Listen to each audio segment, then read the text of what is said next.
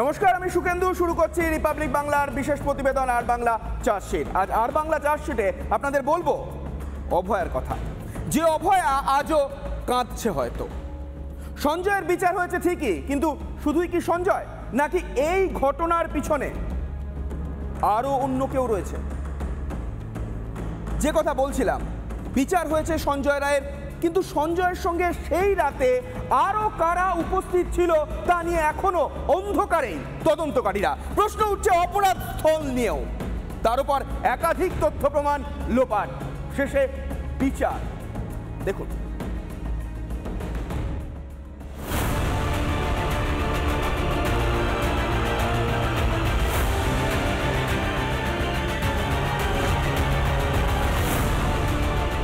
মাত্রাতিরিক্ত অপরাধ নাকি অপরাধের মাত্রা নির্ধারিত আইনি তকমার বাইরে, এখন তা নিয়ে চলছে কাটাছেঁড়া।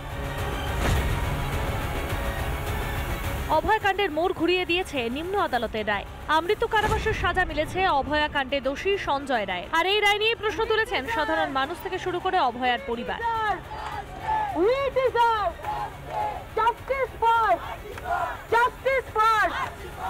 এরপরেও আরো জোরালো হচ্ছে সেই প্রশ্ন, এই ঘটনার সঙ্গে জড়িত আরো কারা? আইনের ঊর্ধ্বে আমরা কেউই নই। বিচার নির্ভর করে তথ্য প্রমাণ, সাক্ষ্যদান এবং তদন্তকারীদের তদন্তের ওপর। ফলে আইন ব্যবস্থা নিয়ে বা আদালতের রায় নিয়ে আমরা কেউ কোনো কথা বলছি না। আমরা কথা বলছি তদন্তকারীদের ভূমিকা নিয়ে। আরও অনেক কিছু হয়তো বলার রয়েছে, কিন্তু তার আগে আমরা দেখে নিই 21শে জানুয়ারির টুকরো টুকরো মুহূর্তগুলো। একটা অপরাধ ঢাকতে উঠে পড়ে লেগেছিল আরজিকর হাসপাতালের তৎকালীন কর্মকর্তারা। থানার ওসি থেকে শুরু করে মর্গে ডোম পর্যন্ত তথ্য প্রমাণ লোপাটের কাজে হাত মিলিয়েছিল। তারই প্রমাণ অর্ধসম্পন্ন তদন্ত। এটা তো প্রমাণ হলোই যে তদন্ত যেভাবে হওয়া উচিত ছিল সেভাবে হয়নি। এ তো বিচারপতির রায়ে পরিষ্কার বলা আছে। যেভাবে মামলা পরিচালনা করা উচিত ছিল সেভাবে পরিচালিত হয়নি। এখন এই ত্রুটিগুলো সামনে এসেছে, অতএব নতুন করে তদন্ত করে খুঁজে বার করা ইত্যাদি চেষ্টা করতে হবে। এরপরই মোড় ঘুরে যায়। সঞ্জয় রায় সর্বোচ্চ সাজার আবেদন জানিয়ে আদালতে যায় সিবিআই। কেন এই ঘটনা বিরলের মধ্যে বিরলতম, সে কথা উল্লেখ করা হয় আবেদনে। মোট 5 দফা দাবি সিবিআই এর।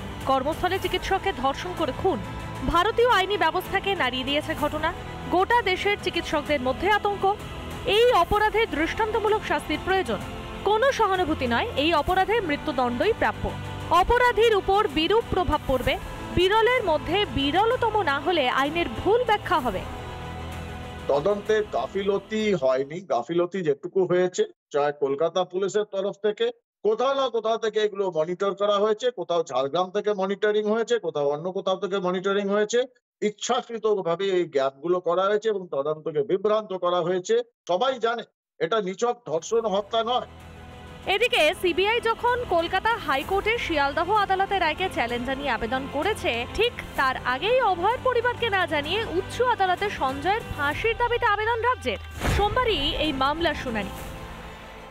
সরকার যেতে পারে না। মমতা ব্যানার্জি যার উত্তর অভয়ের বাবা দিয়ে দিয়েছে, যিনি প্রমাণ লোপাট করেছেন, যিনি খুনের জন্য, ধর্ষণের জন্য দায়ী, তিনি হাইকোর্টে গেছেন। মমতা ব্যানার্জি যে প্রমাণ লোপাট করেছেন এটা নির্যাতিতার বাবা বলে দিয়েছে, আমরা রাজনৈতিক লোকেরা বলছি না। নম্র দৃষ্টিভঙ্গি দেখিয়েছে নিম্ন আদালত। ময়না তদন্তে রিপোর্ট প্রমাণ করে আক্রমণের বর্বরতা। সমাজে মানুষের জীবন ও মূল্য প্রতিফলিত হয়। তদন্ত ভার হস্তান্তর হলেও মানুষের দায়িত্ব রাজ্যের। আমরা তো টাকা চাই না, আমরা আমাদের একমাত্র মেয়েকেই হারিয়ে ফেলেছি। টাকা দিয়ে আমরা কি করব? আর আমাদের যে ক্ষতি হয়েছে এটা টাকা দিয়ে পূরণ হবে না। জাজ বলেছেন এটা রুল, তাই বলেছেন আমরা নিলেও নিতে পারি, না নিলেও নিতে পারি। আমরা নিতে চাইনি। মেয়েকে হারিয়ে টাকা দিয়ে আর কি করি? আমি সিবিআই এর যে আইও সীমা পাউজি, ওনাকে ফোন করেছিলাম। উনি বললেন আমি কিছু জানি না। আমার পরে বিকালবেলা যখন আমি লিস্ট দেখলাম তখন দেখলাম সিবিআই ভার্সেস স্টেট মামলাটা হয়েছে। প্রশ্ন এখন একটাই, রাজ্য এবং সিবিআই কলকাতা হাইকোর্টে আবেদন করলো বিচার পুনর্বিবেচনা করার জন্য, কিন্তু রাজ্যের কাছ থেকে সিবিআই মামলা তদন্তভার নিয়েছিল। সেই ঘটনা তদন্ত এখনো শেষ হয়নি বলেই জানিয়েছে সিবিআই। অন্যদিকে 9.5 ঘন্টার যে ভিডিও ফুটেজ সিবিআই হাতে পেয়েছিল তা কি এখনো দেখা সম্পন্ন হয়নি? কলকাতা পুলিশ যে তদন্ত করে সিবিআইকে মামলা হস্তান্তর করেছিল, তারপর তদন্তে আর কি নতুন মিলেছে তা নিয়েই কিন্তু প্রশ্নের ঝড় বয়ে যাচ্ছে।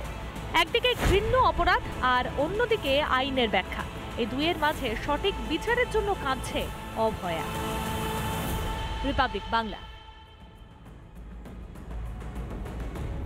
ধর্ষণ করে খুনের মতো অপরাধ যখন সংগঠিত হয় তখন তার পিছনে কোনো না কোনো নির্দিষ্ট কারণ থাকে। অভয়াকেও যে নৃশংসভাবে ধর্ষণ করে খুন করা হয়েছিল তার পিছনেও কি কোনো কারণ ছিল, নাকি কারণ ছাড়াই অকালে হারাতে হলো আমাদের অভয়াকে? ঘটনার এতদিন পরেও সেই প্রশ্নের উত্তর কিন্তু আজও মেলেনি। চলুন খুঁজে দেখি।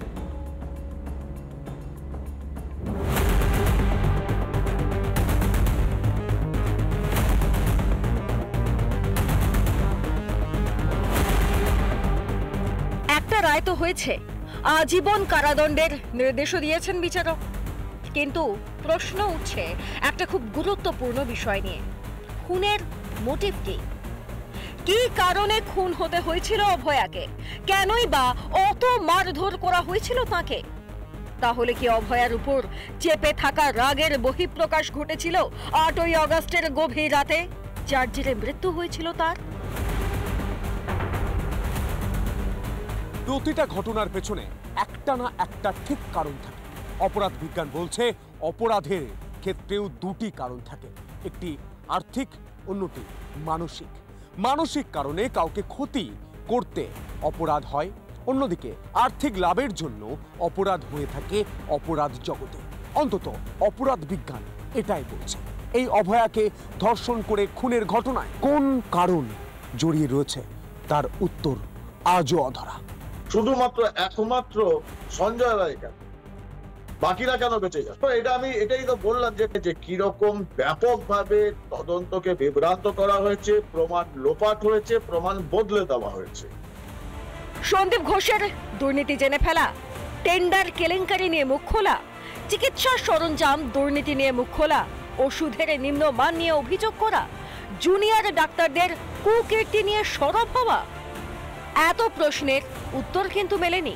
অভিযোগ, কলকাতা পুলিশ ঘটনা ধামাচাপা দেওয়ার চেষ্টা করেছিল, কিন্তু সিবিআই আরজি করের প্রাক্তন অধ্যক্ষ সন্দীপ ঘোষ ও টালা থানার প্রাক্তন ওসিকে অভয়া ধর্ষণ ও খুন মামলায় গ্রেফতার করেও ধরে রাখতে পারেনি। শুধুমাত্র তথ্য প্রমাণের অভাবে তাদের জামিন হয়ে যায়। মুখ খোলানোর ওষুধ যেটা, সেটা হচ্ছে উল্টো করে ঝুলিয়ে ঠেকানো। সেটা তো আজকের দিনে করা সম্ভব নয়। আর নার্কো অ্যানালিসিস করতে চেয়েছিল, এরা নিয়ম হচ্ছে নার্কো অ্যানালিসিস যার হবে তার সম্মতি থাকা চাই, এরা কেউ সম্মতি দেয়নি। এটা বলেও আমি আবার সিবিআই এর যে কিছু ব্যর্থতা আছে, নিশ্চয়ই অনেক ব্যর্থতা আছে, সেই ব্যর্থতাকেও কিন্তু আমি ঢাকার চেষ্টা করব। এখানেই তো শেষ নয়, ঘটনাস্থল বদল হয়েছে বলেও অভিযোগ রয়েই গেছে।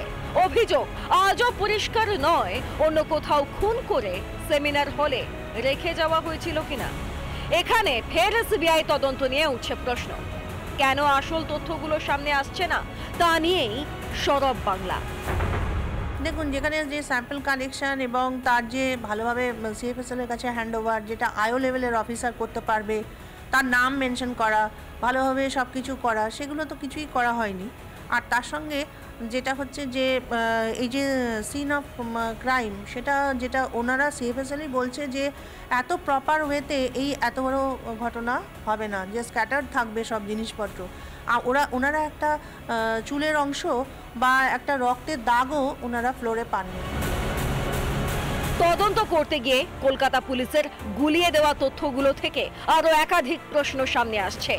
বারবার ঘটনার দিন ক্রাইম সিনে ফিরে যেতে হচ্ছে গোয়েন্দাদের, কিন্তু এতটাই গরমিল যে সঞ্জয় রায় ছাড়া আর কে জড়িত এই ঘটনায় তার খোঁজ মিলছে না। পার্টি কি শুধুই দুই জায়গায় হয়েছিল, নাকি আরো অন্য কোথাও পার্টি হয়েছিল? পার্টিতে যাননি বলেই খাবার অর্ডার অভয়ার। কর্তব্যরত অবস্থায় কি দেখে ফেলেন অভয়া? বন্ধ ওটিতে কারা লিপ্ত ছিলেন যৌনকর্মে? দুর্নীতির প্রতিবাদ, সঙ্গে কুকর্মের ছবি, সেই ছবি কি তুলে ফেলেন অভয়া? সব জেনে ফেলায় অভয়াকে নৃশংস খুন। প্রত্যেকটা ক্ষেত্রেই দেখবেন যে কোনো অপরাধ সে অপরাধের বিশেষ পরিস্থিতির উপর নির্ভর করে। আমরা বলি ফ্যাক্টস অ্যান্ড সার্কামস্ট্যান্সেস। নির্ভয়ার যে ফ্যাক্টস তার সঙ্গে এই ফ্যাক্টস মিলবে না, আবার এটার সঙ্গে জয়নগরের ফ্যাক্টস মিলবে না বা ফারাক্কার ফ্যাক্টস মিলবে না। প্রত্যেকটা ঘটনার ভিন্ন ভিন্ন চরিত্র আছে, তার উপর দাঁড়িয়ে কিন্তু বিচারপতিদের বিচার করতে হবে। তদন্তে আরও কিছু নতুন তথ্য পেয়েছিল কেন্দ্রীয় তদন্তকারী সংস্থা। তার মধ্যে অন্যতম হলো সেমিনার হলে এক মদ্যপের প্রবেশ। 9 আগস্টের আগেও রাতে বহিরাগতরা প্রবেশ করত সেমিনার হলে।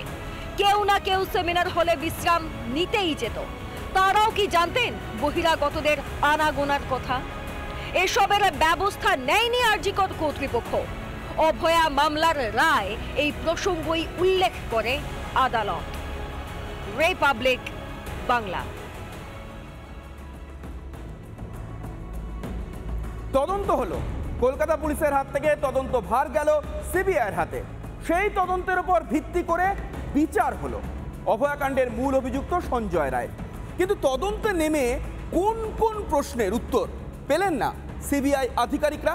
আসুন একবার খোঁজার চেষ্টা করি যে কোন কোন প্রশ্নের উত্তর সিবিআই আধিকারিকরা এখনো পর্যন্ত পাননি, সেগুলো একবার দেখে নিন।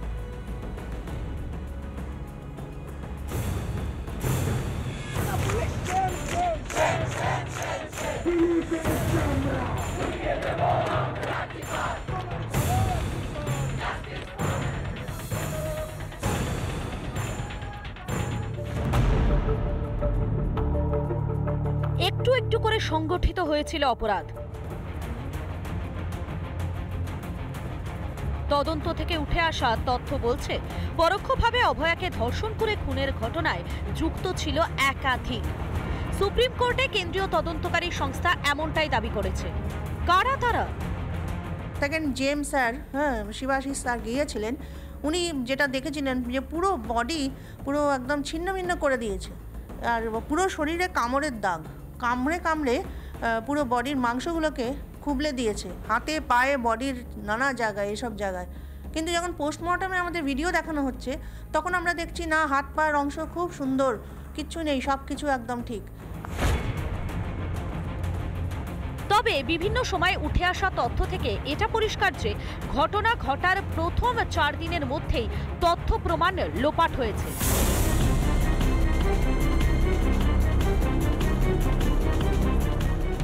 সঠিকভাবে সংরক্ষণ করা হয়নি এমন অনেক জিনিসের যা এই মামলায় ছিল গুরুত্বপূর্ণ।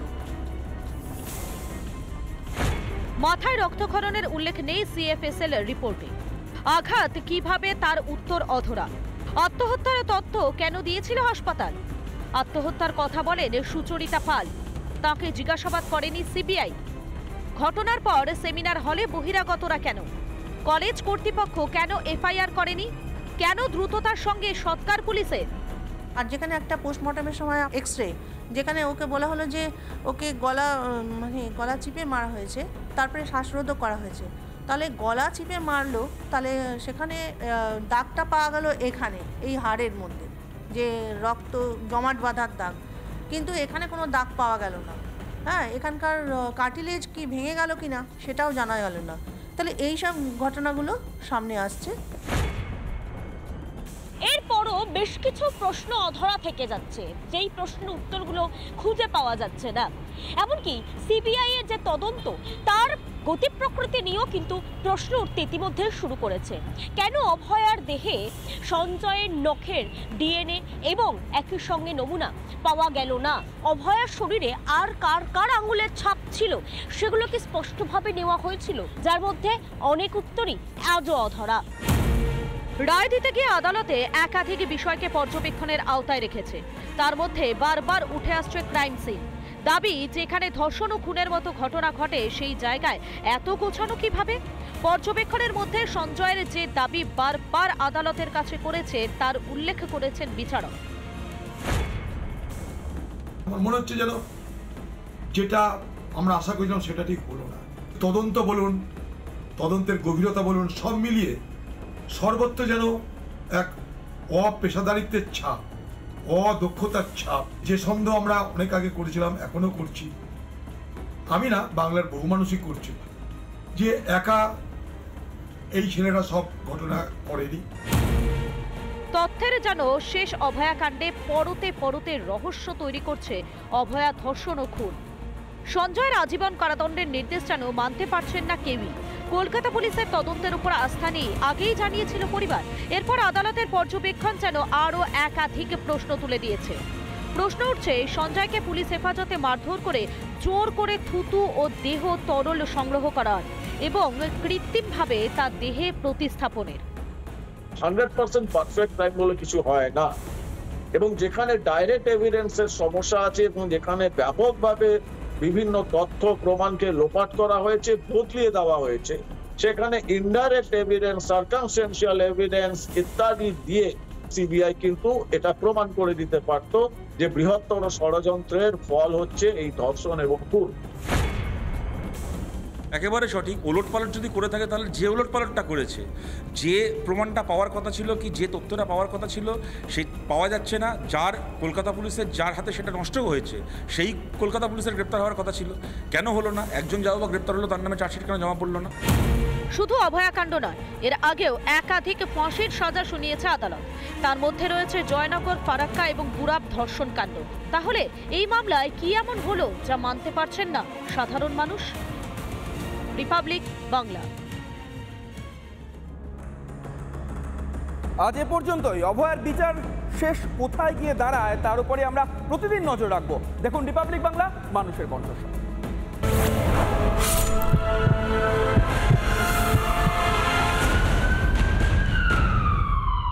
নানা ধরনের কন্টেন্ট দেখার জন্য লাইক করুন, শেয়ার করুন আমাদের ফেসবুক পেজ, সাবস্ক্রাইব করুন আমাদের ইউটিউব চ্যানেল। পাশাপাশি অন্যান্য ব্রেকিং নিউজের জন্য অবশ্যই চোখ রাখুন রিপাবলিক বাংলায়।